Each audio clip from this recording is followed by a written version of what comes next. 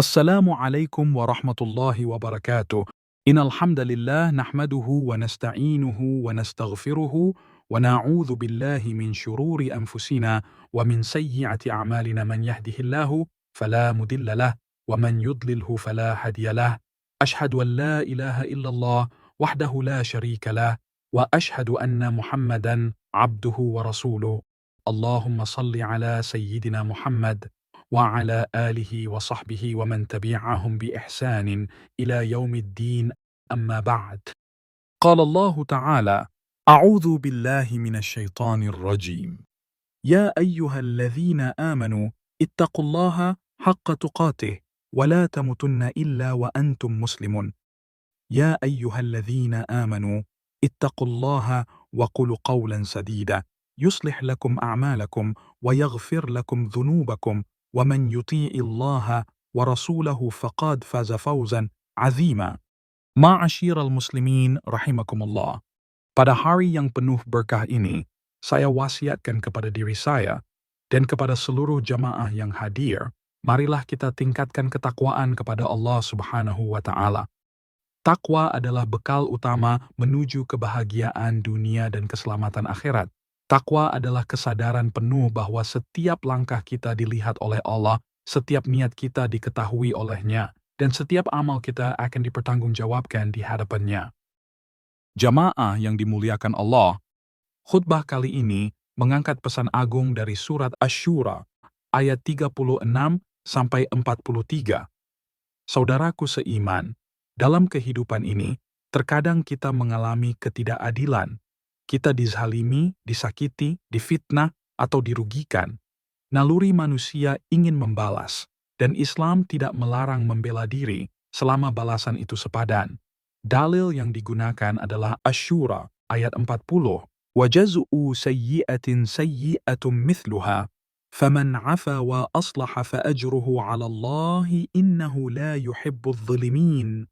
Balasan suatu keburukan adalah keburukan yang setimpal. Akan tetapi, siapa yang memaafkan dan berbuat baik kepada orang yang berbuat jahat, maka pahalanya dari Allah. Sesungguhnya, dia tidak menyukai orang-orang zalim. وَلَمَنِ انْتَصَرَ بَعْدَ ظُلْمِهِ فَأُولَئِكَ مَا عَلَيْهِمْ مِنْ سَبِيلٍ. Di ayat 41, Allah menyebutkan, akan tetapi, sungguh siapa yang membela diri setelah teraniaya, tidak ada satu alasan pun untuk menyalahkan mereka. Ayat ini mengajarkan prinsip keadilan dalam kehidupan manusia dengan menegaskan bahwa tindakan zalim tidak boleh dibiarkan begitu saja tanpa akibat.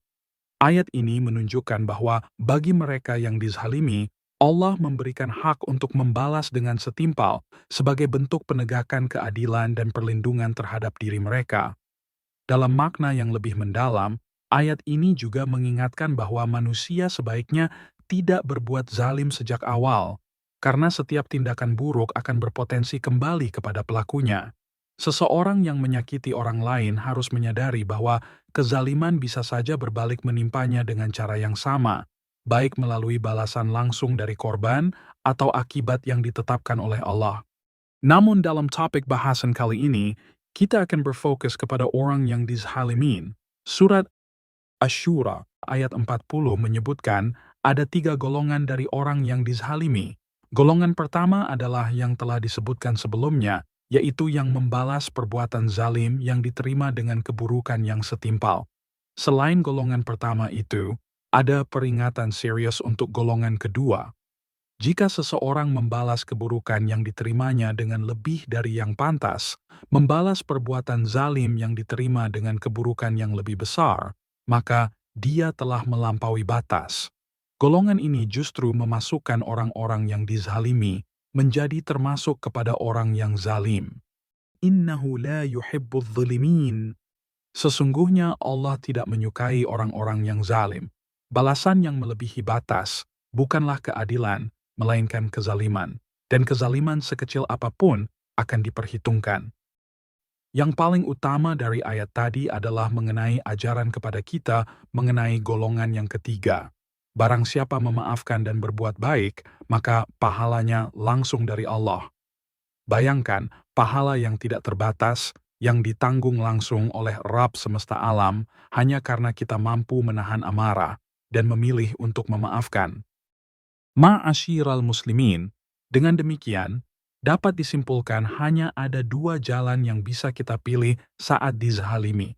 1. Membalas dengan setimpal, dan itu tidak dilarang. 2. Memaafkan dan berbuat baik, dan itulah yang lebih utama. Di antara keduanya, yang kedua lebih berat, tetapi lebih mulia, karena di sanalah letak keagungan jiwa. Jika engkau merasa berat memaafkan, maka ingatlah bahwa Allah lah yang akan membalasnya untukmu, bukan manusia, bukan dunia, tapi Rob yang maha adil, yang maha melihat. Maka jika engkau mampu menahan amarahmu, memaafkan orang yang menyakitimu, dan memilih sabar, ketahuilah bahwa engkau sedang berada di jalan para nabi dan orang-orang mulia. Dalam surat Asy-Syura ayat 37, disebutkan mengenai sifat orang mulia ini. وَإِذَا مَا غَضِبُوا هُمْ يَغْفِرُونَ. Dan apabila mereka marah, segera memberi maaf. وَلَمَنْ صَبَرَ وَغَفَرَ إِنَّ ذَلِكَ لَمِنْ عَزْمِ الْأُمُورِ.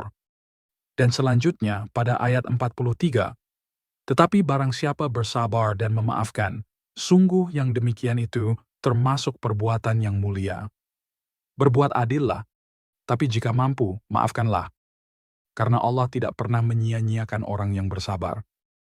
Barakallahu li wa lakum fi al-Quranil azim wa nafa'ani wa iyyakum bima fihi min al-ayati wa dhikril hakim wa taqabbal minni wa minkum tilawatahu innahu huwas sami'ul alim. وأستغفر الله لي ولكم فاستغفروه إنه هو الغفور الرحيم. سبحانك اللهم وبحمدك أشهد أن لا إله إلا أنت أستغفرك وأتوب إليك. والسلام عليكم ورحمة الله وبركاته.